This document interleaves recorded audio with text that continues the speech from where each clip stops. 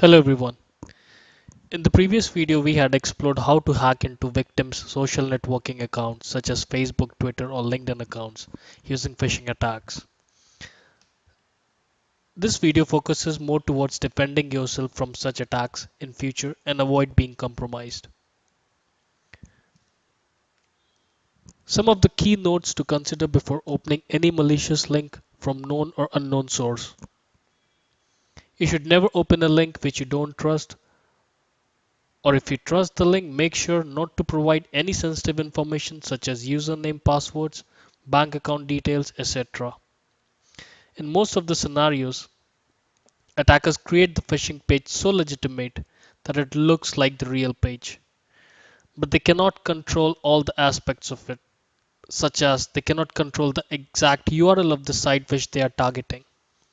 For example, a phishing Facebook site will never have the URL similar to the real Facebook URL. The trick uses by having similar looking URL which looks like facebook.com but will not be similar to facebook.com. There will be some sort of difference in the URL. Like we can see one in the slide, it's not entirely the facebook.com, it's facebook.com, which is not facebook.com. So if the user is in hurry, they're not going to pay attention to such details and they'll end up being compromised. So always cross check the URL before submitting the credentials. Last but not the least, protect your computer with a firewall, spam filters, antivirus, and an anti-spyware software.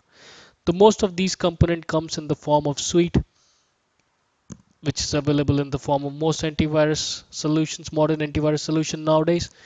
But if you're not updating your antivirus solution on periodic basis, then it is another piece of box with no protection enabled.